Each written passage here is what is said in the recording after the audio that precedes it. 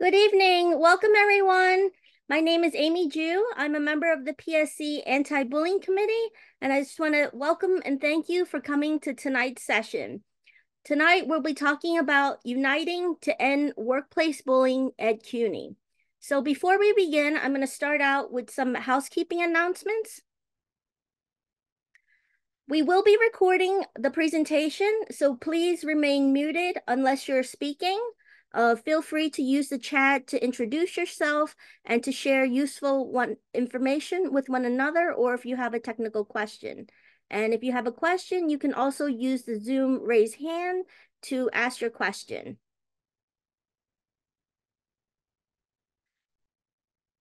In July of 2021, the PSC adopted the community norms and practices. These norms and practices help to guide and facilitate our interactions with one another. And these are aspirational goals we seek as a community, working together to end workplace bullying, discrimination, and harassment within CUNY and the PSC. So please follow along as I read them out loud. Respect for everyone's worth is fundamental to a university and particularly to CUNY, which was founded on principles of inclusion. We commit ourselves to nurture a work environment that honors the dignity of all, is respectful and free from discrimination, harassment, or bullying. And we therefore agree to respect each other's differences and to create a healthy, safe, and rewarding environment that nurtures, challenges, and supports the community. In order for our community to function in this way, it is useful for its individual members to make the following commitments. 1, I commit to conduct that is mutually respectful and not discriminatory, harassing, bullying, or threatening. 2, I take responsibility for my actions and my personal perspectives, recognizing that there may be disagreements with others. 3, I will respect everyone's contributions and honor the roles and responsibilities of all members through my words and actions. 4, I will be mindful and reflect on how I might be using or misusing my power and privilege in my interactions. 5, I will intend to be inclusive and support others with the same respect and compassion that I want for myself. 6, I'm willing to be an active ally, an upstander, by speaking, intervening, or acting on behalf of a person being attacked or bullied. 7, I will seek to understand others and assume best intentions in all interactions. 8, I will seek to understand other perspectives and avoid making assumptions. 9, I commit to listen actively and with compassion at the workplace and in all union meetings. Tonight, our speaker is also a member of the PSC Anti-Bullying Committee. We have Professor Sheridan Abraham. She is an adjunct professor of business and marketing at York College. She has researched workplace bullying extensively and has presented and been published at conference proceedings on this particular topic. She is a certified emotional intelligence practitioner, and her goal is to eradicate workplace bullying while helping people cope with the side effects of the phenomena. So I'm going to turn it over to Sheridan now. Thank you.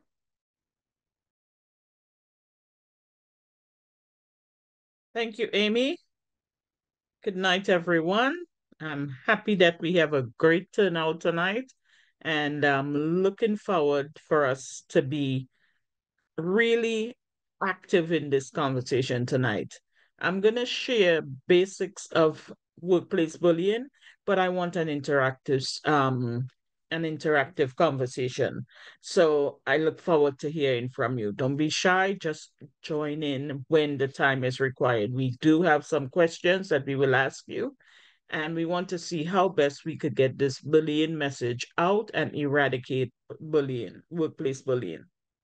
So, as usual, when we start something, just as a reminder, we have spoken about workplace bullying on several occasions, but usually at the beginning, for anybody that's new, for anybody that forgets what is the basic terminology and stuff like that, we will go through the basics of workplace bullying. Here is an outline and presentation of our goals that we wish to accomplish tonight. We will go over what workplace bullying is, how to recognize it, why does it occur, and its effects on people that experience workplace bullying. We want to understand the bullying cycle. What do you do when workplace bullying occurs? And what is the PSC, most importantly, doing to end workplace bullying at CUNY? And how do we get involved? And being involved is not taking one person, it involves all of us. We are all social people, and we need to be involved in order to spread the word that workplace bullying is not good at CUNY and we have to eradicate it. So here we go. So, definition of workplace bullying. What is workplace bullying? Workplace bullying is repeated unreasonable actions aimed at intimidating, humiliating, degrading, or undermining an employee or group of employees. Bullying may create a risk to employee health and safety. So, just in a nutshell, that's the sentence we look at. But when we look at all the different things it incorporates, it's repeated. If you have a one-time experience, your coworker, your colleague, your employer, your supervisor um, gives you a negative behavior, it does not mean that it's bullying. When we say repeated, it has to take place over a period of approximately 6 months. This period would show that you're being bullied. What do you do? Document it. We can't say that enough. So basically, it's repeated. It's unreasonable. What do we mean by unreasonable? Unreasonable comes into play when, let's just say, you get over the amount of work that you're assigned is a lot more than your other colleagues in the same position, or you're assigned less work than they get within the same position, or you are assigned unreasonable hours. There are different reasons why it would be unreasonable because nobody else is getting it, but you're getting it. We might have actions that are aimed at intimidating. They want to put you down. They want to put you in your place. They want to diminish you. So these are all reasons that basically incorporates workplace bullying. So what does it involve? It often involves abuse or misuse of power. And when usually, typically, your supervisor might be the one that's bullying you. Bullying behavior creates feelings of defenselessness, injustice, in both the target, and it undermines an individual's right to dignity at work. If you're bullied at work, you feel diminished, you feel small, you feel non-significant, defenseless. How do I go fight this when my job might depend on it? So we want to make sure that we are aware of it and there are things that we could do about it where bullying is concerned. Amy? So what does bullying look like? It could be quiet, it could be loud. Um, they could spread misinformation about you, go around in groups and gossip and talk about you. They could share information inappropriately, something that you shared confidently or they found out about confidently, and basically they're sharing it. It could be nonverbal intimidation, whereby things are happening, as I explained a minute ago, that is not correct. They could make veiled threats. They could lie about past statements or move a goal line. They could provide too much or not enough work. They could withhold your resources, feign praise, and in a loud way, they could yell at you, publicly criticize you, find fault constantly, publicly humiliate you, physically threaten or intimidate you, over supervise, mock, and demean you, and constant attention to your shortcomings. So there are different ways that you can be bullied on the job. Now, we all have a role to play in bullying. How how do witnesses respond? So it's not only the target, the person that's being bullied has a position. We have here the bully. Basically, it starts at play who plays a role. The bully is playing the role here, where he's starting, so he or she, I'm sorry, is starting the bullying action. But then you have the followers and the mob, the people that see the bully doing the bully and they play a role by following that bully, thereby giving the bully strength. We have passive bullies, where basically they openly support the bully in such a way that, again, the bully is strengthened. We have passive supporters, the bystanders, secretly supporting the bully. We have the disengaged onlookers. These are the witnesses who actually see it happening, but say nothing about it. They don't oppose the bullying. They do nothing about it. We have the resolvers on one side. They intervene and resolve the conflict and stop the bullying. We have defenders who openly support the target or bullied person. We have the passive defenders who secretly support the target, and we have possible defenders who oppose bullying but do nothing. So we have those that are unaware, that don't see what's anything that's happening. So as we see, we have a whole group of people that could be involved in the bullying, and we all have roles that we play within the situation. So what is the impact of bullying?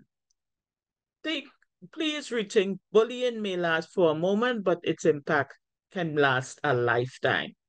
So we start here, the bullied and the witnesses. So we're not only saying people that are bullied would suffer from it. We are saying people that witness it. You can have negative emotions. You might find sadness, shame, hopelessness, worthlessness, or you might have cognitive situations where you start thinking, I'm not enough, I'm unlovable, I'm a loser, I have low self esteem, I self doubt plays a role. Bully grows in the mind and thinking patterns. Then with three, it can lead to mental illness like depression, social anxiety disorders, self-harm, and or suicide. And we actually have people who were on this bullying session and training and awareness that have spoken up about that. Or your behavior can be affected. Social withdrawal to protect themselves from a perceived threat, pain re-exposure, withhold self from activities and events. So as we see, this circle continues, it keeps going. It's a vicious circle of bullying, even when the bully is gone. So the question comes up, could you be a bully? Do you ever think of a situation when you are a bully? Let me just give you a few definitions of what a bully is. Um, we have different types of bully, Amy. We have the stress bully. Who is the stress bully? The person who might be under stress from different situations. They might be stressed out at home.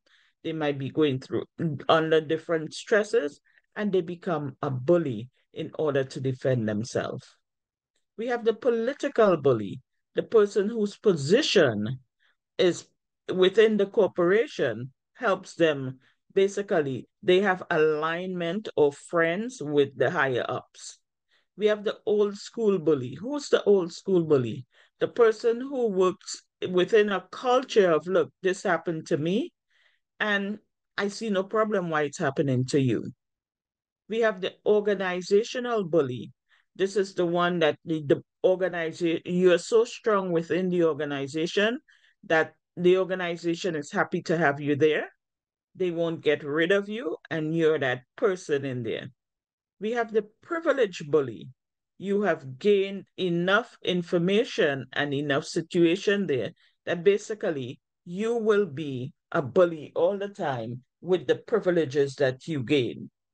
We have the peer bully, people that are at the same level that as you are, and you see your colleagues acting as a bully. Or we have mobbing or group bullying, where other people support what the bully is doing. So, from all these situations and types of workplace bullying, can you be a bully? You could write it in the chat or you could put up your hand, but we could talk it in the chat here. Um, can you be a bully? Let's take just a 2 minutes as you reflect on the bully situation here. Can you be a bully? Can anybody answer this situation? Can anybody think that they're bully?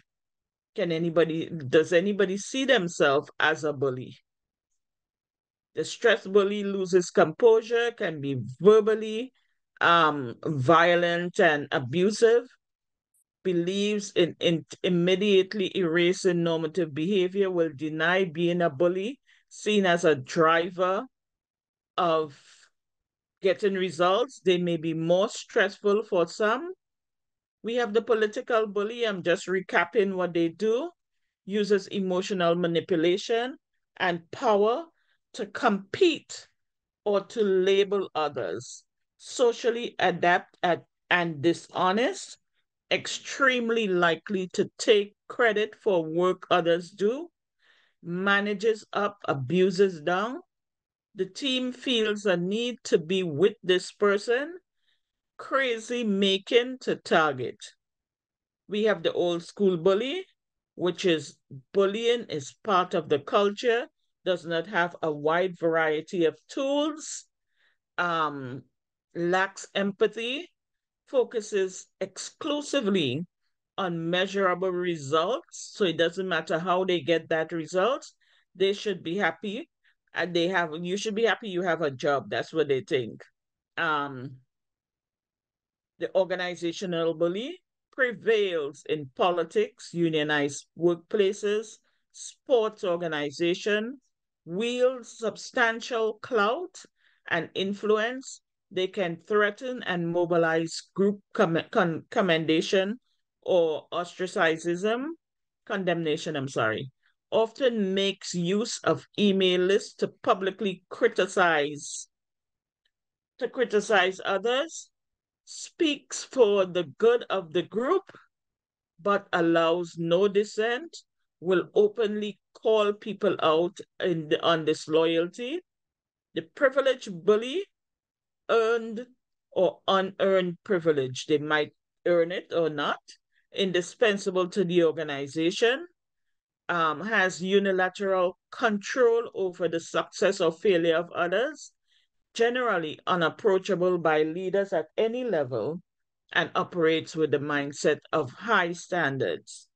The peer bully, bigotry, not based on protected classes, alpha class characteristics or status. You're either with them or against them. May create alliances against leaders or create turnkeys. And then we have mobbing or group bullies. And we are attached to being a member of an in-group affiliation with others in power. Cognitive dissonance allows justification, feelings of power and pleasing when they promote affiliation. Do you see yourself as such a bully? Does anybody within this chat, and this is where I want some interaction and I want your involvement. You could write it in, you could speak it up.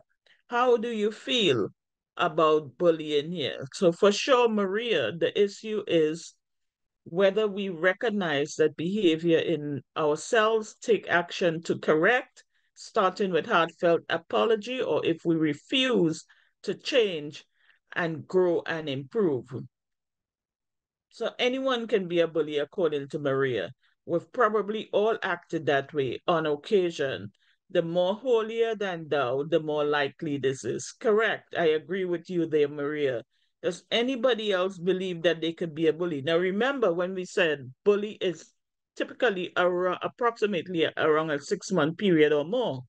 The question is, you might act it out once, but if you constantly see a basic role, a basic affinity, or a pattern of behaving like this, what do you do about it? Maria, you're flattered. Why are you flattered? Talk to me. Well, I'm glad that what I'm saying makes sense to you, and I'll say more later upon. Okay, thank you. I thank you for getting involved and putting in, because we want to understand what you believe a bully is, and do we see ourselves being a bully? Do we see ourselves doing anything that makes us do we have all been in situations like this? Do you see yourself stressed out at home and bring it to work? Do you see yourself, I am right, I'm doing what I have to write, and it doesn't what I have to do to get the job done, and it doesn't matter how I get it done, I will do it? We could all fall into those situations. So thank you for your input. I appreciate. So these are some of the types of bullying, and think about it as we go through this presentation. Do you see yourself as being bullied or being a bully? Amy? So why does bullying occur? This would be a question we want to ask to figure this out.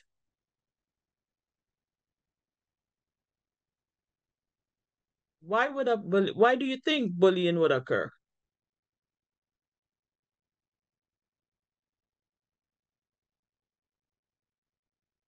Maria again says, I see quite a bit of presuming to speak on others' behalf, like students presuming to speak for the whole class, but also those who claim to be on the side of the right and force their views and agenda on themselves. Could be a sign of insecurity, correct? We could bully for different reasons. I know what I'm saying, and I'm going to do what I could do. Esther says certain people have power and abuse it, and therefore mistreat people below them. And that's correct. We see that a lot of times, and it could be coming from a stance of insecurity, as Maria says. It could be coming from a stance of culture, where basically, this is who I am, this is what I've seen, this is what I know, and I'm going to use it one way or the other. It might help me maintain my position. Jacob says difficult life circumstances, often from being bullied or mistreated, leading to a sense of entitlement. And Susie says stubbornness, my way or the highway. And you're right, these are all examples of bully. Esther says, so they want to strong arm verbally to you to make a decision that would benefit their area.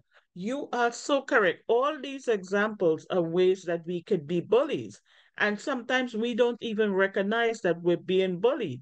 Somebody might say, as we said, insecurity a minute ago, but somebody might say, I am confident in myself, I'm secure in myself. And if this is the way I say it is, I don't care what anybody else said.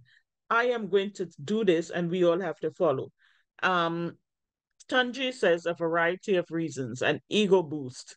Hurt people, hurt people. You're right. That is so insightful. And they need control. Yes. People that are hurt, people that are lost, people that are intimidated themselves, sometimes they feel the only way they can show who they are is by bullying others. And that happens so many times. Esther, I see your hand up. They want to be more senior Oh, or sorry. I important than they actually are. Speak up, Esther. I didn't hear you. I'm sorry, I was Oh, speaking. sorry. Can you hear me now?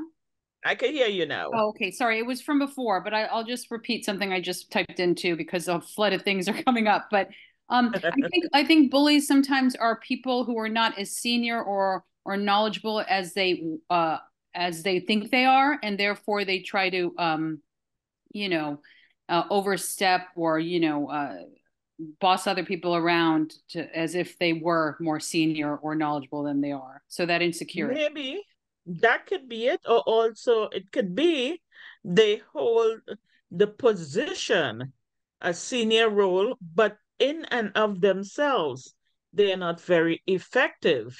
Let's just say, hypothetically, somebody who is a manager, they might have been a manager in an IT room, working with computers all the time and never knew how to work with people.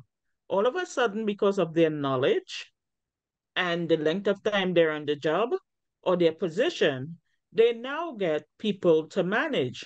They have never been in a position where they manage people, so they don't know how to manage people. Or you could be a salesperson and you could be the top salesperson on a team. You know how to make your sales and drive your number, but to manage people and show them how to do it, you don't know how to do it. So you are not effective. You don't know how to do this. So therefore, you believe the only way you can get people to do what you want is by controlling them, as you say, by being loud to them, by pushing them around, by doing what they have to do to achieve the results that you want. And the only way you know to do it is coercing them, controlling them, manipulating them. You're going to force your will on them as much as you can, not necessarily because you want to, but because you don't know any other way. So you might think that, look, the only way I could get this done is I'm gonna yell at you. I'm gonna shout at you. It's gonna boost my ego or boost the results, accomplish the results I want in the end if I bully you. What we find sometimes is that management might not be able to accomplish the goals that they want.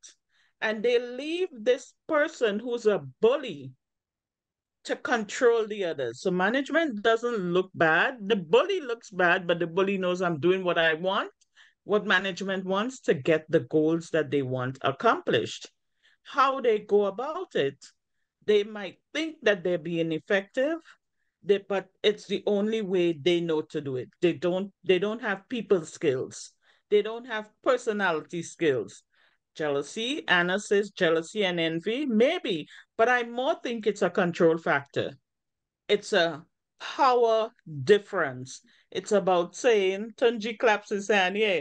But I agree, it is about making sure that they understand I am here to accomplish whatever I have to accomplish, and I don't care how I do it. I'm going to do what I have to do. Whether you like me or not, I do not care. Secretly in their heart, they might care. But in order for them to accomplish what they have to do, they act the bully, the privileged bully who has earned or he or she, and I'm saying he or she, please understand it doesn't matter what the gender is. I'm just going through it this easily. They might have unilateral control over the success or failure of others. We could look at the organizational bully. They prevail in politics, union workplace, wields substantial clout. So usually they have earned or unearned power. It could be the culture. Let's just take us away from academia and let's put us in the army. Let's put us in the military. People in the military actually are bullies. There's a lot of bullies in the military. And what they do is, look, I was bullied when I was coming up the ranks, and now I've reached the top. You are fair game to be bullied. So while the crowd stays restless, management gets to do what management wants. This is what Pastor Reza says.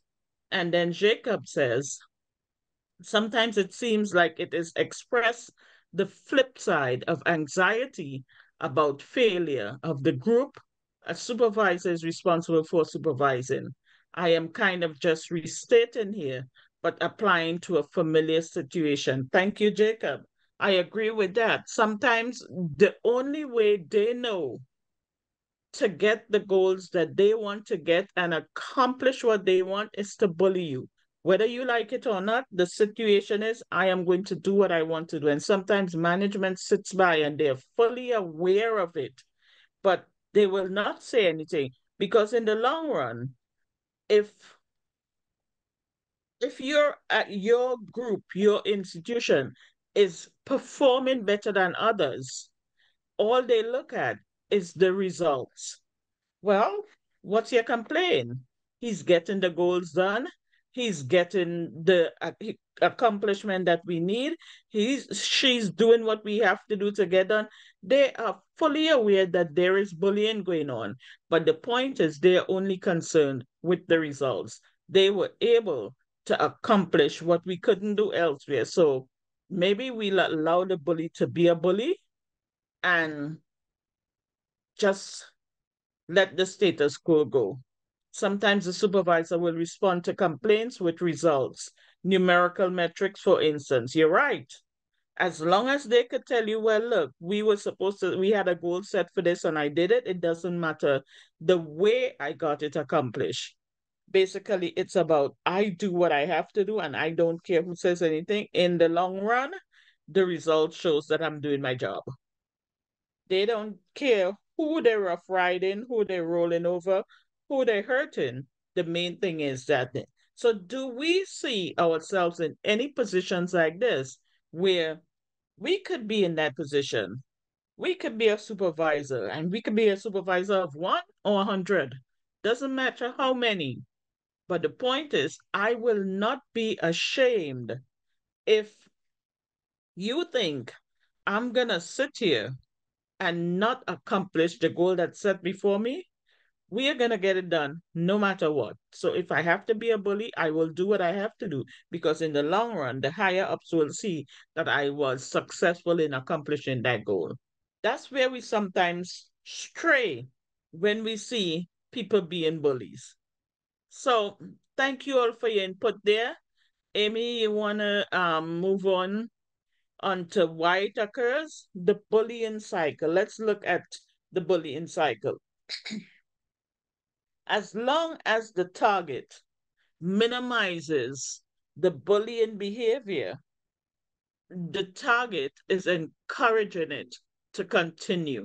So if this basically says, hey, look, if I'm bullied, whether I am intimidated,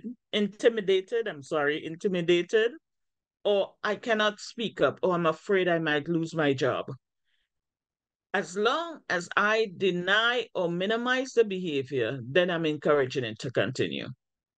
Breaking the cycle will happen only when the target realizes that it is about the bully, not the target. So sometimes we take ownership, it's me. I might be emotional. I might be doing this. I might be doing that. It's my fault. It's my fault. That's why they treated me like this. You have to recognize that as a target, it's not your fault. It's the bully, not the target. And basically, the target will begin to stand up for himself or herself and learn skills of assertiveness. The target will no longer be bullied. So let's look at the bullying cycle. And as we look at these arrows here, the target tries to adapt and cope. More tensions. We start at the bottom where the arrows stems into it. If we go from here, the bullying starts the bullying cycle. The bully starts the bullying cycle. Going across to the bully acts out of having power over the target. The bully's aim is for the target to back down, submit, comply, be afraid, be embarrassed. The target's reaction, initial reaction, one of confusion. They try to accommodate the bully and want to maintain peace and professionalism. The target does not challenge the bully and assumes that this happens because one of their failings pleases the bully and the bully continues the cycle. Afterwards, the target tries harder to ignore and pacify or accommodate the bully.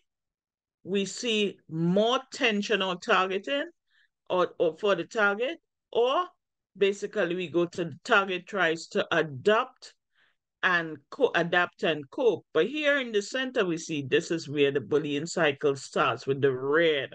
The bully is targeted, senses someone has more or something of something, power, kindness, intelligence, etc. And then the cycle continues going on. So unless the bully recognizes that, wait a minute, this is not my fault. I have been targeted, but I can do something to stop this, the bully will continually be bullied. So we have to continue to recognize, stand up for yourself, um, learn the skills of assertiveness. The target will no longer be bullied. If you stand up to a bully, you speak up for yourself, the bully recognizes, oh, I can't get this one that easily. I am going to back off. But if I sit back and allow the bully to do what they want and I accommodate the bully and I say it's okay and I'm good with it, then it continues. We want to stop this cycle. And this is one of the main reasons we're here tonight, to stop this cycle. We are looking for your input. We're looking to unify. We're looking to stand up and say what we want to say. Amy? So, what is the PSC doing to end workplace bullying at CUNY? And this is the key. This is one of our main reasons. We have done everything we had to do so far. Now we need some input. So let's move on and hear what we're doing. So, bullying and our union. The power of our union is built upon the solidarity of members. Member to member bullying breaks down the solidarity amongst our members and reduces the power of our union. Every member of our union has the duty to refrain from bullying or harassing any other member of our union. Ideally, each member of our union shall further take steps to prevent, detect, and eliminate workplace bullying in our workplace, including reporting such bullying and harassing and engaging as upstanders to intervene and end such bullying and harassment they are aware of. So I like this little diagram here, where instead of the big bully running after the small fish, here we see the small fish unite and they turn around and go after the bully. The bully runs. Unity is strength. If we stick together, we can do what we have to do to accomplish that goal. And this is one of the reasons we are here tonight, to try to get us unified, to continue what we have been doing. Amy, on to the next slide, please. So a framework for bullying prevention and management and CUNY. Are you recognizing the union, CUNY, or people eliminating the bullying behavior? So we have to incorporate in all of this our values, our campaign. We have done awareness of bullying. We have done education for bullying. We have done assessments to find out who are bullied and who are not bullied. We are committed. Commitment comes in here. We focus on our contracts and getting the language in our contracts, legislation, and policy. These are things that we are fighting for because years ago we did not have it, and bullying would persist within our ranks. But today we stand on a bit stronger foot. We're not fully at the edge yet, but we are at a strong place where we need to continue speaking up and speaking out and unifying in order for the union to take us as a whole group with all the universities under CUNY and go on to the next step. They have heard our voices. We have heard what you've said. We have documented what you said. We have taken that message to CUNY, but now we're asking for more voices. Now we're asking to hear your experience.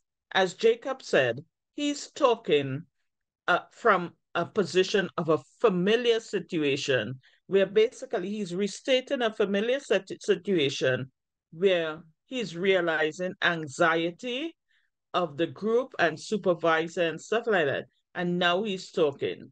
A lot of talk, but between politics and the build a better mousetrap reality, I see the situation getting worse, not better. And why do you say that, Amy? Not Amy, I'm sorry. Maria. Oops. Yeah, so I'm just thinking of what I've witnessed. So for example, people will go along with bullying if In a training receipt. the bully has something that they want or Mhm. holds power over them. And again, I'm not going to get into specifics right now, but even within the Mhm. PSC, I've dealt with various officers who, for example, did not do their jobs or expected me to kiss up to somebody who was in the wrong because that Mhm. was politically expedient for them. So that's about as much as I'm prepared to say right now. So here's what you're saying: you've recognized something, and you are seeing that you're not speaking up about it. This is as much as you're willing to say. You're saying it's a lot of thought, and you're not willing to go further. I have spoken up about it, and I've been dismissed sometimes and shouted down, and so in that sense, the situation is getting worse, but am I doing nothing about it? Absolutely not. Okay. So you're doing nothing, or you're saying you're not gonna do anything about it, or are you doing something about it?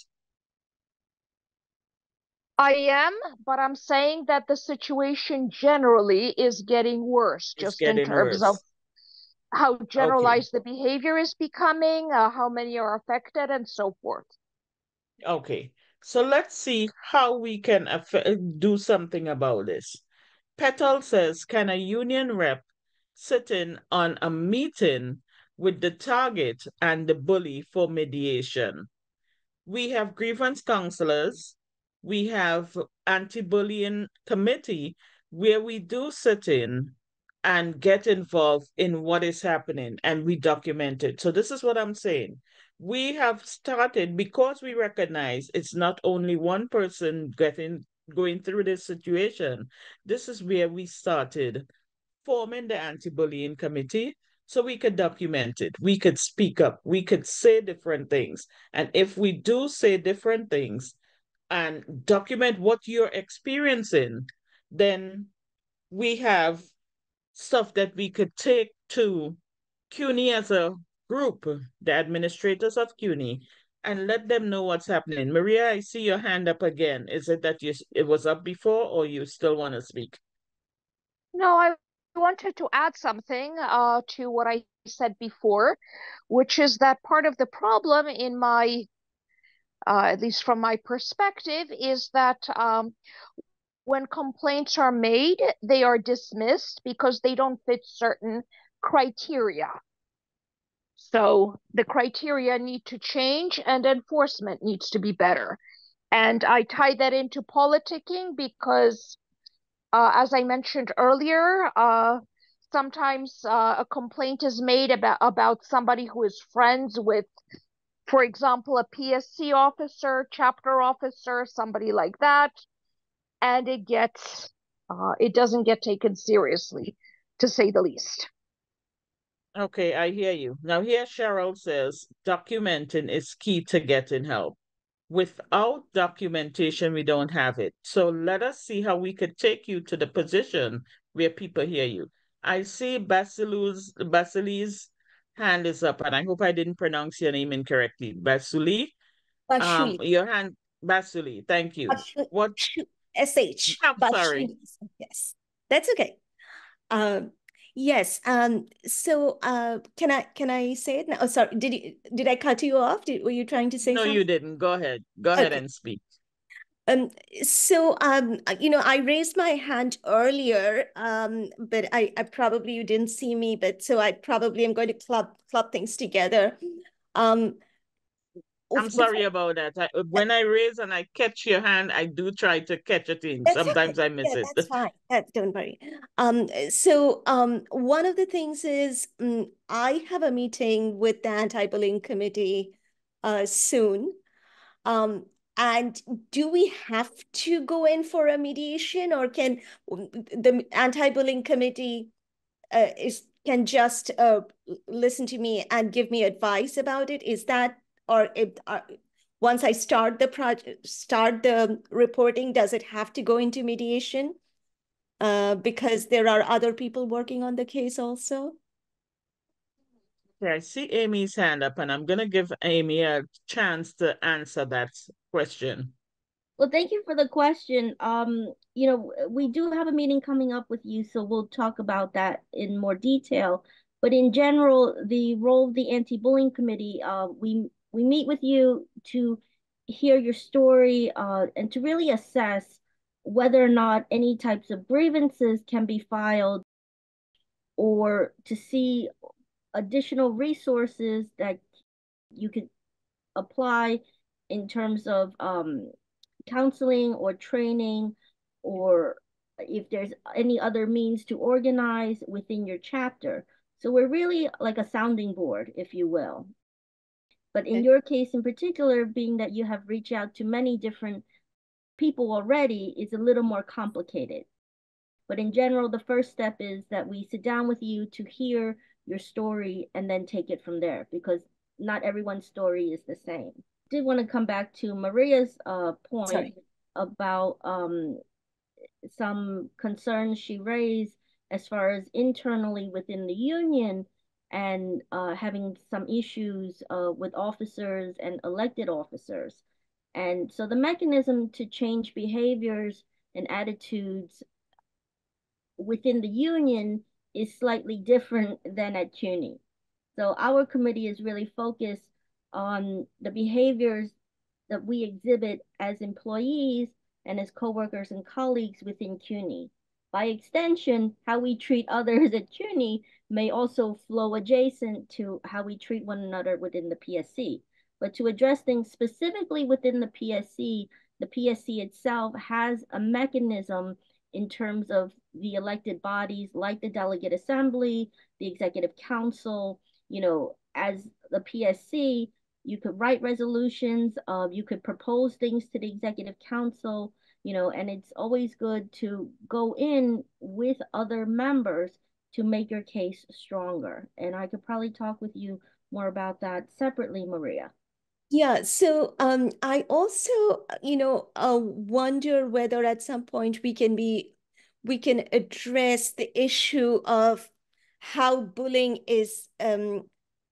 how bullies can successfully navigate the situation so they can bully the target, um, where people are using others who are weaker in terms of power position than the target, and using them as a kind of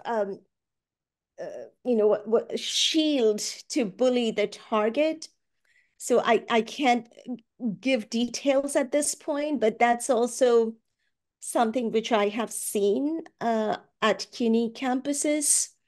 So yes, and very, very sophisticated kind of bullying where people keep their tones very low, but what they are trying to do is,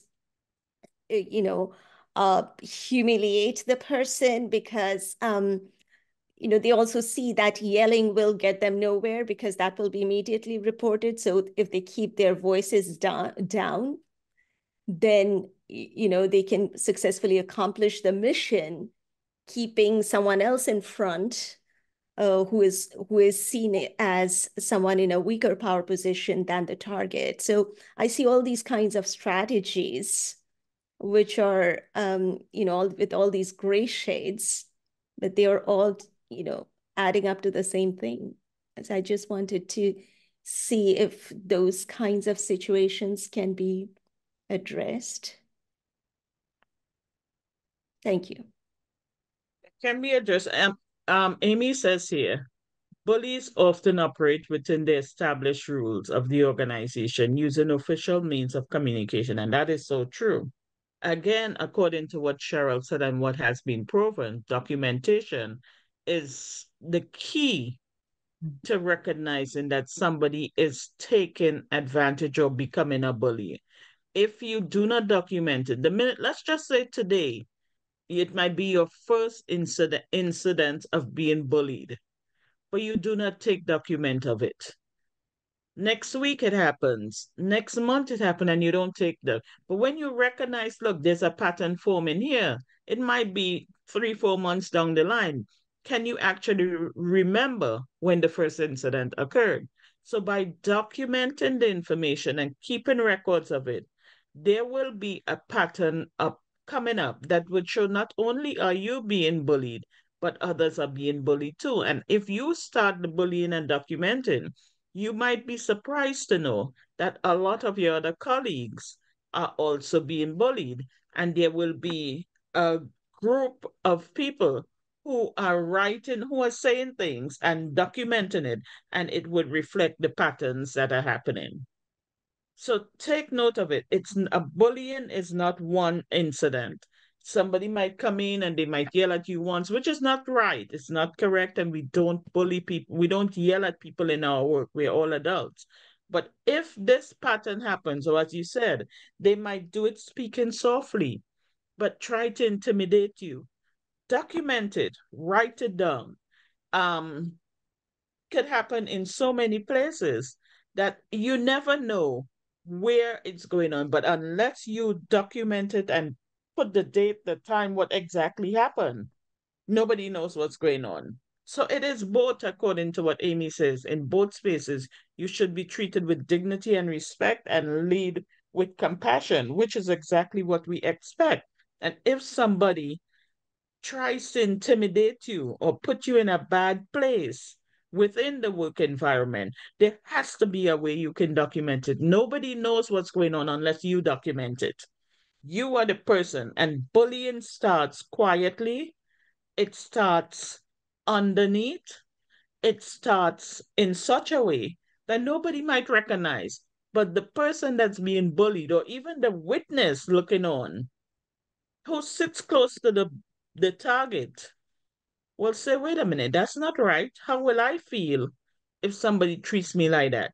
Document it. There will be comparison of the documentation, and it would show that, wait a minute, something's wrong here, and it starts coming up. So you must document it before it is recognized as bullying. Now, I want to move on to a couple of the other people that have their hand up and give them a chance to speak. They do operate in within the established rules, but they try to do it in such a sneaky way that you could find out. Tanji, I see your hand has been up for a long while. Thank you so much. I You're just wanted welcome. to add an additional suggestion to the framework for bullying prevention. I know earlier you mentioned like when employees are bullied, they should go to their supervisor or manager, but there should also be a level of equity and accountability of responsibilities that managers need to take note of, because sometimes that's where the bullying can take place. And I think additional training and better communication skills to support and manage a team, as well as how to handle conflict management, because sometimes supervisors and managers, if they are not the ones that are doing the bullying, if they are witnessing some actions that will fall into the bullying category, address it in the moment and not ignore it, because sometimes these actions tend to build and swell and fester. And then it gets to a point where, it gets unmanageable. So that's my additional suggestion for the framework. Thank you. I agree with you. Thank you for your input. But let me ask you a question. I'm just going to be a devil's advocate for a Of minute. course. Let's just say it's not your supervisor or manager, but it's your peer, Right. your colleague who's at the same level at you Right. doing the bullying. This is why we say you must document it, because if it's not documented, we don't know what's happening. Oh, I So absolutely agree. Documentation is very important. documentation is key. Keeping a That's witness list right. is very important. All of those things. Comparison of job descriptions is important. If you're saying, I'm getting more work than this person is not, if there are additional perks involved with the job. So yes, being very detailed, documenting, I think is very important as well. Thank you. Very important. As you say, sometimes we have overtime coming up. One person is getting all the overtime. Well, I would like to make a little extra money. I would like to do something. Or one person gets 5 classes for the summer and somebody else get nothing. Well, what do you want me to do about this? Hello? And if it continues over time, why is this one person getting it? Something's wrong here. I'm not getting the same equal terms as others getting. So these are different reasons why we should step up and say something is wrong here. And by documenting it over a period of time, we'll see a pattern. Well, that person was getting all the extra hours and I got nothing. Don't I have a need for extra money? I would like to do what I have to do. So it's important that we document it. It's not necessarily only our supervisors or managers that could be bullies. It could be peers that are looking to hold down their job while you get rid of you. It could be somebody in another department that says, look, I like what you're doing and I want to come in there. So if I get rid of you, there's an opening for me. It could be so many different people within the organization, but without documenting it, we don't know what's happening. We might sound crazy, but with documentation, we have a pattern that we could follow. So thank you very much for your input. I appreciate that, Maria. I'm glad what you said. And let me hear what Pastor Risa has to say now. I see your hand has been up for a while. How does a manager document when there is a perception of bullying, which a manager finds unreasonable? If the manager being accused of bullying, how does the manager now document that? Okay, you're saying the manager is the bully or the bullied? The bullied. When a manager approaches someone to make corrections, criticisms, or adjustments, or even comments to certain action, the person will say, "You're bullying me." How does a manager respond to that? Well, if the manager is not bullying you and they're doing things in their own way, you document it. But the manager might also document it. This is what I did. This is how I responded to it. These are the steps I take. And when we look at a step from a perspective where we were not involved, but we could look at it neutrally, pattern will come up. And that pattern could be, yes, it's bullying, no, it's not bullying. Or is it happening over and over again? Then you show a pattern. Well, you did this time, you did it last week, you did it next 2 weeks. If I see that pattern, we could actually see the documentation you have, which would help clear or say, yes, you were bullying or no, you were not bullying. But again, documentation is key. Fair enough? Did I answer your question? Yeah, documentation is key. You must document it. Cheryl, I see your hand up. Thank you very much. Pastor Ray, did I get all your answers and you're good? Yes. I said yes. Thank you. Thank you very much. Okay, Cheryl, I see your hand up. Hi, good evening, Sheridan. Amy, good evening. Good evening. So I jumped in kind of late, so I'm repeating something that was said before. My deepest apologies. I think that when Pastor Risa. Good evening. I was just listening to your question, and let me see if I get it. You are the supervisor, and someone that you're supervising, you're telling them or giving them direction, and they turn around and say that you're bullying them, is what I think you're saying. Is that correct? Yes. So, as managers, you're always going to get that, right? Because a lot of people don't want to be told especially for old timers, what to do, right? And so when I jumped in, the first thing I said, what I learned from Amy is documenting. And some of the minor things, especially as a manager, that we need to do is to write down interactions that we have with people that are confrontational or we find argumentative, or we already know that the mere fact that we're given any type of direction, it's going to become a problem, right? Because we have everyone, we know who the folks are, right? But you make note of your interactions, because you have to always remember you're dealing with people, right? Even if they don't take the criticism or take the direction given to them, for whatever reason, right? It's something that within the union rights and regulations, as a supervisor, you are to give direction. You are to supervise, you are to follow up, not micromanage, right? But give assignments and check. This is contractual. This is something that we're made to do, right? But you can't harass. Now, there's a fine line between harass and questioning and criticizing. And that's when documentation becomes very important, right? Because that's when you're actually going to see when somebody's being antagonistic, somebody has, oftentimes in my environment, we have mental issues going on, right? And documentation is very important. Having conversations sometimes, in open forums or in meetings, giving directions is helpful instead of one-on-one conversation sometimes, right? Emails, because there are different ways to give direction and criticism. In email, right, where that person could actually say, see what's given, and HR could take a look at it, right?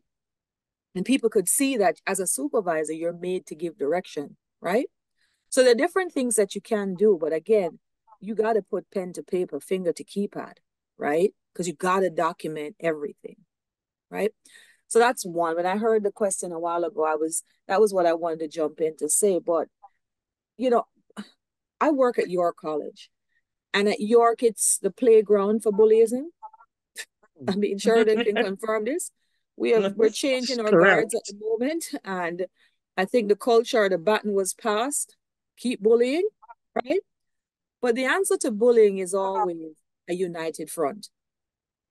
And what the anti-bullying committee, union members, delegates, PO advisors, if not on your campus, but CUNY Central, right? Because I think I saw somebody in the chat, forgive me, I didn't have my glasses on and the chat was moving.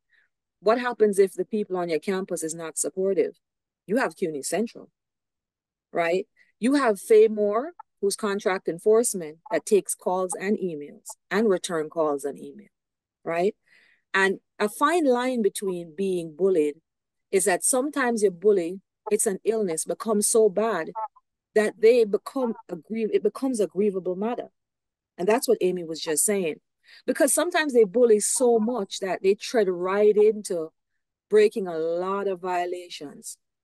You know what I mean? And it's not only just disrespectful, profanity comes sliding out sometimes, but it becomes not only a hostile environment, but an environment that can be brought, to grievance. And so, again, repeatedly, I'm saying that documentation will help Amy, will help, Faye, will help you, whoever it is on your campus or CUNY Central to help you move it forward. But when something happens to you, and this is just not me, you, anybody, do not stay quiet with your torture or your pain. Find someone to talk to. Find an ally, right? People need therapists, people need friends, people need allies. Victims need support. And that's what the anti-bullying committee does on your campus, centrally. You know what I mean? And I could tell you, Amy's amazing. If you reach out to her, she's there. Sure is. Right? And, it's important. Sometimes it can't move past the campus because you're just given suggestions on how to respond, because sometimes it's or response sometimes that causes a situation to get worse. Sometimes just by being quiet, it festers.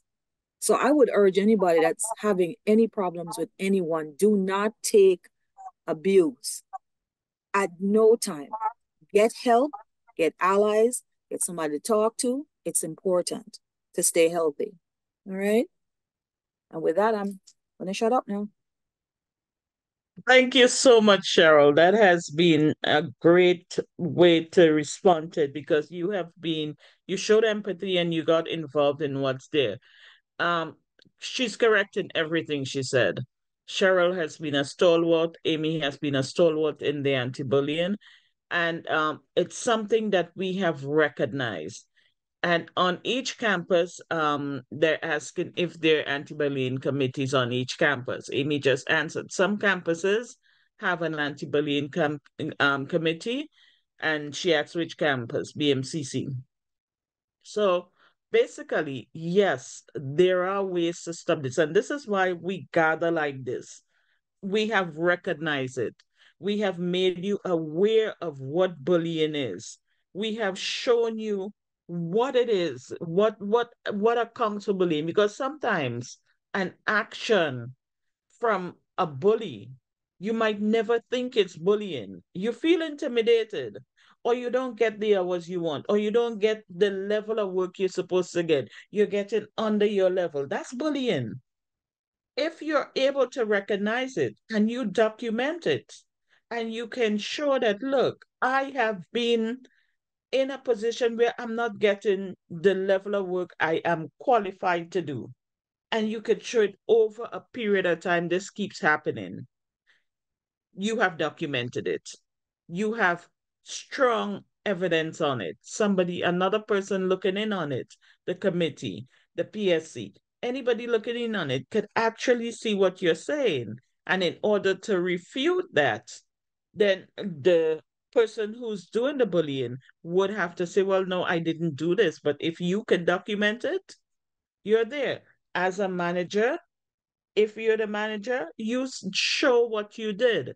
I saw this happening and I said this, or I heard this happening and this was my response, and you document everything. And what you should do in a case like that, on any situation, particularly a manager, look, I am writing this up. I don't like what's happening. Can you sign off on it? So this way, that person has an opportunity to either say, well, yeah, this is what happened, and I agree with you, and we're documenting it and we're writing it up. You keep copies of the record, the manager keeps copy of the record, the employee keeps copies of the record. This way, you have a signature on it. You have something that says, this is actually what happened. Somebody in the room, another colleague next to you, would say, well, yeah, I saw that happening. And if that is the case, somebody could write this up with you. Did you see this? You saw this happening? Yeah, I noticed that. Just sign off on this to me, please. Well, I don't want to get involved, but it would keep a little record. And if you see it happening over and over again, write it up. It could be your own notes. Write it up.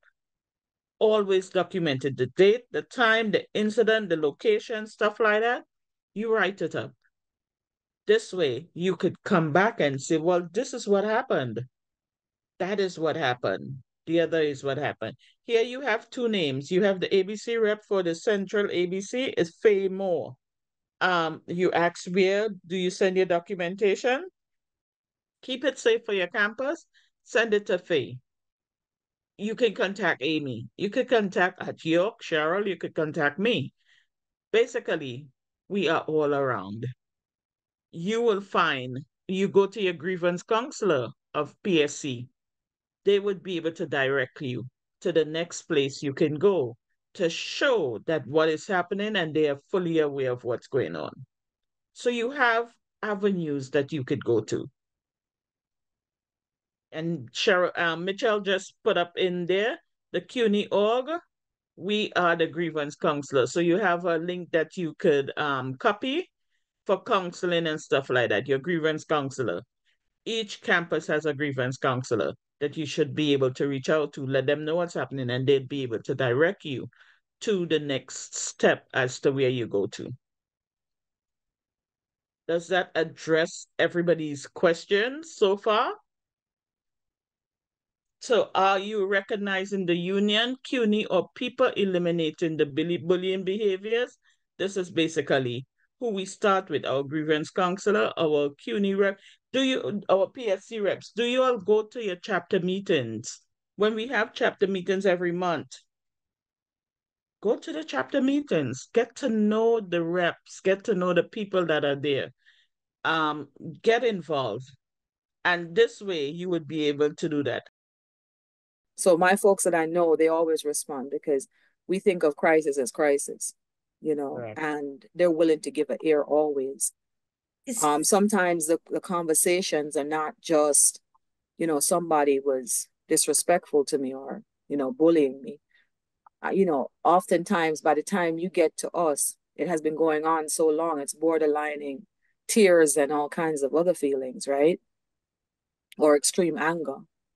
And if you feel like something is wrong, I think it's quick to say something quicker than later. But usually I see that by the time people get to someone or looking for someone for help, it has passed your bearance level, I think. But please reach out to folks. Maria is saying again, victim blaming. If something has a reputation for being responsive but doesn't get back to you, you're at fault somehow. I don't think so. I don't know. See, Maria, I don't know what's going on and why you're not getting a response, right? And I don't want to say, I know that QC folks usually respond quickly. I know they come out in force. I know they respond. I see them at DA meetings. I'm not quick to say that you're at fault. Let me just say that to you, because we have all kinds of stuff that can go wrong, right? All kinds of stuff. We have lives, you know what I mean? Some of us have children that are away at college, so we have more time to give. Some people have little kids, so they don't have sometimes evening time to give, and they miss message at meetings. Okay, I understand. I don't want to say that you're at fault. I'm not going to say that either. Because if you feel as though something is happening to you, I think you need to talk to somebody. Before you blame yourself, you talk to someone and let them talk back to you. All right. That's what I mean by you start to document and you start to talk. Right. You don't sit down. Yeah, you don't sit down and say, I'm at fault. Because if you have a feeling, that feeling doesn't come from nowhere. Right? That feeling had to be evoked by something. That's not to say that you can't be wrong. I had someone that very aggressively reached me on Teams, and she needed to talk to me immediately because, and I'm just giving an example. She said, my evaluation was horrible and I need you now. And I said, okay, can you share the evaluation while we talk? And she shared the evaluation. Can I tell you that it was a 3, not a 4, a 3. Out of all, she's a heel. So out of 2 sections in the several sections that was there was conversation of improvement, was a 2. In most of her other sections, she was a 4. Her overall evaluation was a 3, because for us, 4 would mean you're promotable. So most people don't put 4, they only put 3s at our campus. And when I looked at the evaluation, the lady was almost in tears. She was almost in tears because she felt that her supervisor, and she rambled on. And I gave her a chance to talk because it wasn't that what she felt was not real. But because she shared her evaluation, I had to say to her, can we count together how many 4s we see? How many sections are we evaluating? And she went back and she says, all right, maybe 10. How many are 4s? How many are 3s? How many are 2s? And when she looked at it, she says, oh. You know what I mean? Because she is so upset, she couldn't clearly see that overall her supervisor thought she was hot stuff. But she wasn't able to take the criticism in 2 areas. And not until when she spoke was when, and showed me what she said. And that's what a clear mind or a responsive person would do for you. Not that she's wrong. Not that she's wrong. but you have to sometimes talk to get feedback. There goes Amy saying a grievance counsel will advise you step by step. Each case and situation is different. Exactly. And that's why you have to talk with your documentation. Document whatever it is. Every situation is different. And don't ever take the situation that I am at fault here. Yes, you might be at fault, and if you realize you're at fault, apologize. Hey, look, be the bigger person. But if you're not at fault and you recognize what's happening, document it. And as Cheryl's example there, it shows that, look, by documenting it, by talking to a neutral person, because then Cheryl had nothing to do with her and her supervisor. But as a neutral outsider looking in and could just read the evaluation, she's now able to say, okay, fine, this is what we see. And with a clear head, you find the resolution for it before you jump into, I'm being bullied. You need to make sure you clearly understand what's happening. So the grievance counselor looks at each situation individually.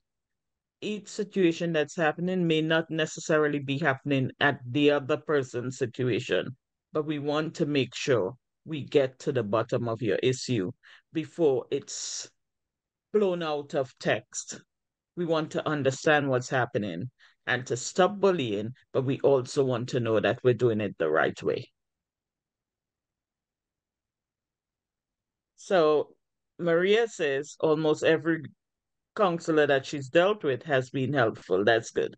So here's where we go from all our conversation. And I thank you all really for getting involved, because tonight we really want your involvement. Referring to a past message earlier in the chat, not yet acknowledged, there is a problem with graduate cohort, some of whom are appointed as GTFs to another institution, but work for Graduate Center. And experience bullying within a cohort mix of students and student employees. EO is not a supervisor, but sometimes acts as one, overstepping their bounds. Again, in a case like that, you document it. You make sure you realize, look, you're not a supervisor, we're working together, and document what they're doing. This way it would help you to clearly identify the roles we have and we're playing and what we should be doing. HR asked me to go to Title IX office if the supervisor has created a hostile work environment. You could do that, or you go to your grievance counselor. Speak to somebody, Kathy. So you went to HR, now you speak to your grievance counselor. You speak to Title IX. You work with an ombuds and EO shut down mediation attempts. Jennifer says this. So did you speak to your grievance counselor? Did you start with talking to your grievance counselor? Maybe that's where you need to take it up. Okay, so let's continue with our slides that we have here. We are looking at ally continuum for targets and bullies. So far, we have apathetic, where we have no understanding of the issues. We don't know what's going on. We don't know if it's bullying. We're not sure what's happening. But we have moved from being in a state of apathy, and we go to a state of awareness. We have had training. We have shown we understand, we know basic concepts, not active on behalf of self or others. We have made us aware with all these meetings we're having at this time. We are making people aware what bullying is, because many times people don't know what bullying is. They don't understand it. And unless we have given you a clear definition, we meet like this, we speak about your situation, we document your situation, we open it up, because remember how many people are working at CUNY. So we document it, you document it, and then you start with your grievance counselor and it go from level to level. We then went into the active stage. Our active stage is that you're well informed, sharing and seeking diversity when asked and prompted.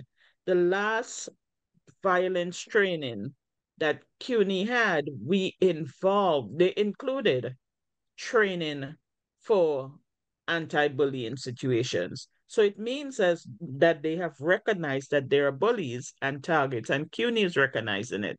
This is a global phenomenon. It is not only at CUNY.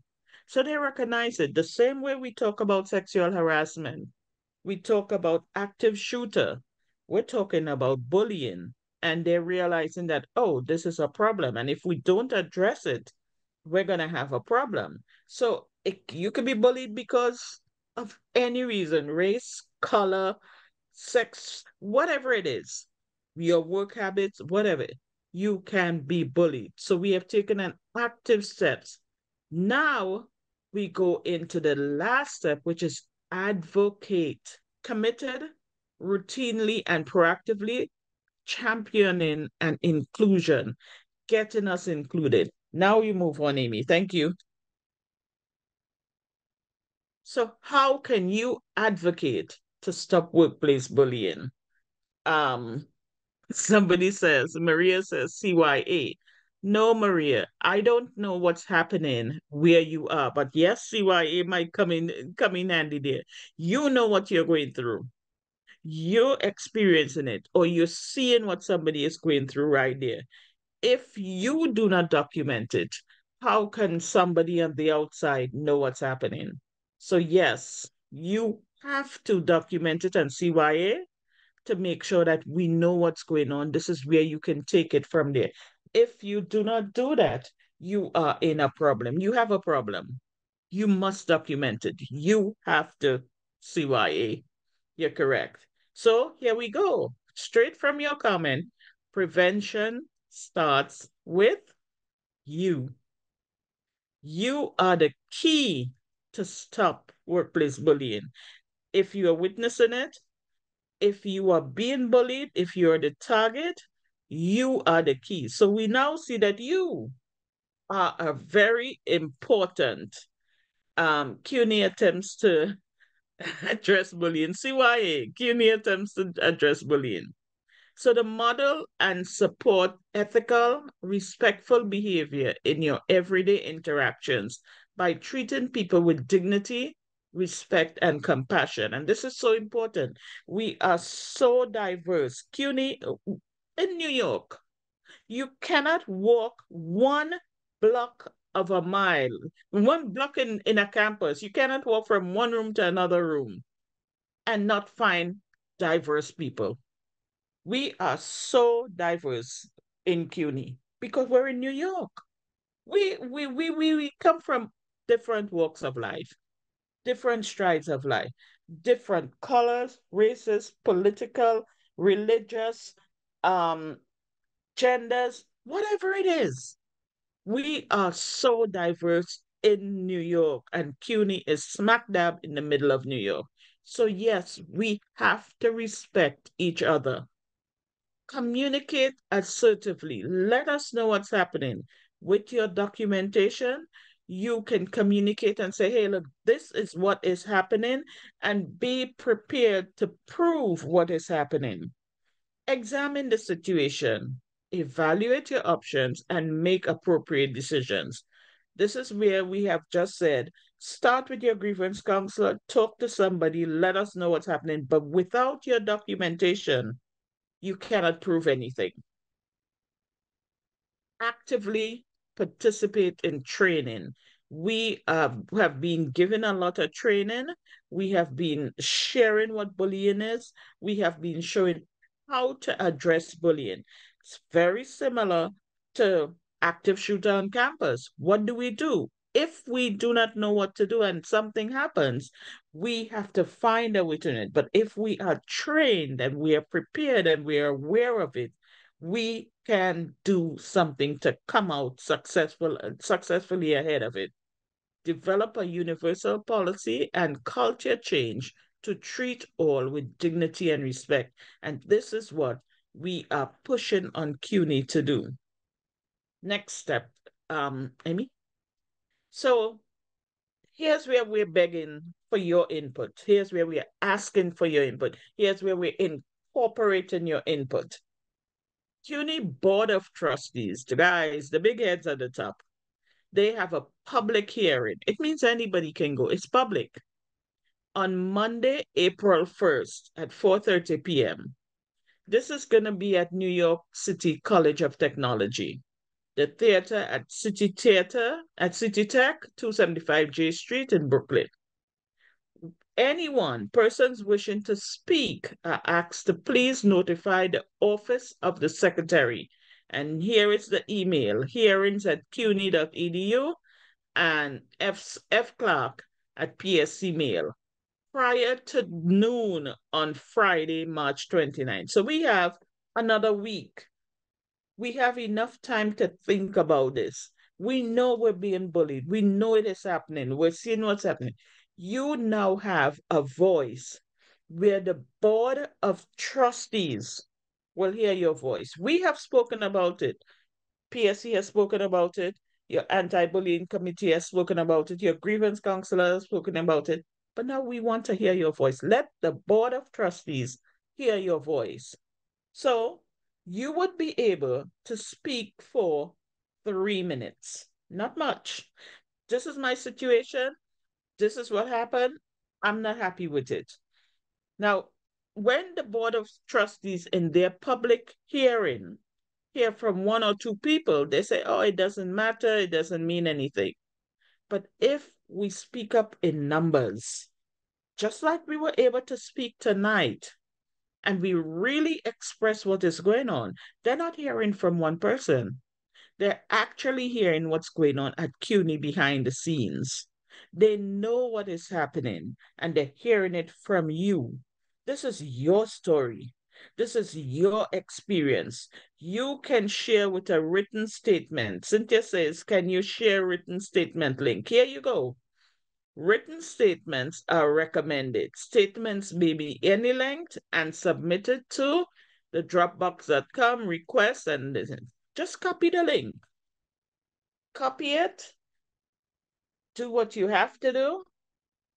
Take a picture with your phone so you would have this link. And you could put in a written statement. Or you can speak for 3 minutes. The more statements they get from us who have experienced bullying, and they hear from us, each individual speaking their truth, the more impactful it will be. And this is what we're asking you to do. So now that we have been aware, now that we have a full definition, now that we have been trained, now we've spoken about it, now is your opportunity. We are going for a year now without a contract. And right now, we are speaking to the Board of Trustees. We want them to hear us. And we don't want to hear me telling them, oh, I had one person here and one person there and one person here. I want you to say, this is my experience. That is more powerful than anything we can do. And if we flood the Board of Trustees with all our experiences, we can bring change. So Cheryl says thank you. Cynthia says thank you. Amy, thank you. So how do you tell your story in 3 minutes? Example, introduction, who are you? Legitimization, why your testimony is well-informed, your years of experience, your role at CUNY, your relevant expertise. You express your problem, going from general to specific. Now remember, you have 3 minutes. So we got to get rid of the fluff and just focus on what we have to say. It's good to speak about how students are impacted. If you are experiencing something and you're having a negative experience, your students will feel the outcome of it, the negative impact. Make it personal. It's about you, your college, your department, your office. What solution do you see? What do you want to happen? And what specific action should CUNY do? 3 minutes. Write it out, speak in the mirror, speak to your family, time yourself and test yourself, and be ready to speak up to the board of trustees at their meeting. Amy has just dropped the guidelines into the chat. You can download it. It's an Adobe file. You can download it and submit it. And as long as you submit it, it will be at the Board of Trustees meeting. That would be a very powerful step in minimizing workplace bullying at CUNY. And this is what we're trying to do. And these guidelines came from Fran Clark, who's the PSC Director of Communications. So you're right at the top. There is an email there, fclark@pscmail.org. So here was our campaign. We spoke about our value. This is the anti-bullying campaign. Our values: safety, dignity, respect, integrity, collaboration, communication, empowerment, creativity, innovative, trust, empathy, and compassion. Our goals are to ensure dignity at work, preventing disrespect, contract language that prohibits workplace bullying. So we want this included in our next contract. Adoption of community norms and practices. Build a culture of support. Our mission is to eliminate and eradicate workplace bullying, raising awareness and education, and passing legislature. And our vision, we envision a university where students, faculty, and staff, regardless of ethnicity, race, sexual preference, etc., can study and work with dignity and respect, free from bullying and all forms of harassment. This is what we are doing when we have these sessions, making us get to that point of accomplishing that vision.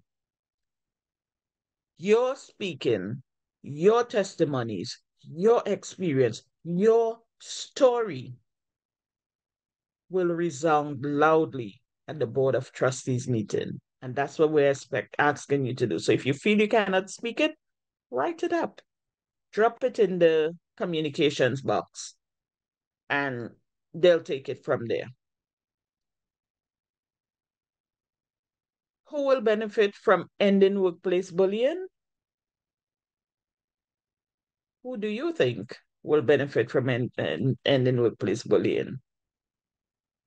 Everyone. Colors, race, identity, diversity, equity, inclusion. Everyone will benefit from it. And that's what we're aiming for, a unified CUNY. In solidarity, we go forward and speak our truths. And that's what we're hoping to accomplish here. So join us on April 1st at the CUNY Board of Trustees hearing, 4:30 p.m. at City Tech.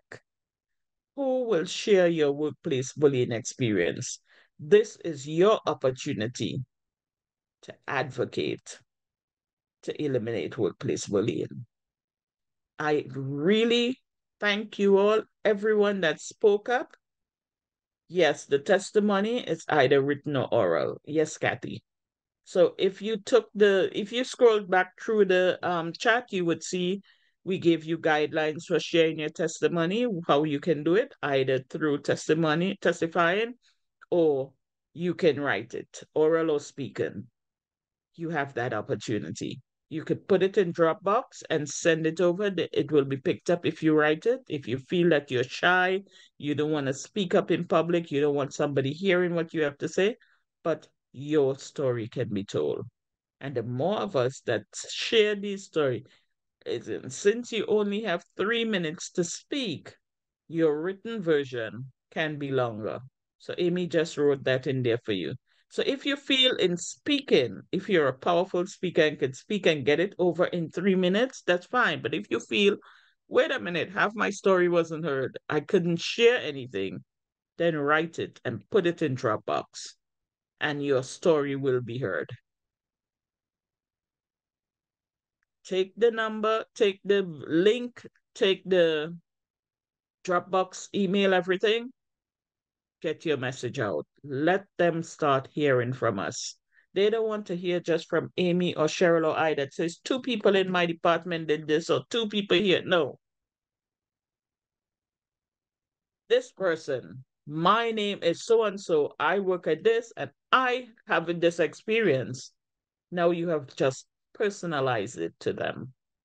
That's what we want to inundate them with.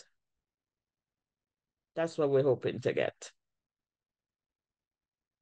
So who will be and who will share their bullying experience? We have a week. Today is the 20th. Well, more than a week, the 29th. It has to be in by the 29th. Get it in so that on April 1, your voice will be heard. So thank you, everyone. And if you have any other questions, now is your time. We have just a few minutes left, and you can ask any question you would like right now. There is the PSC Anti-Bullying Committee website. Again, copy it, and you could always reach out to the committee.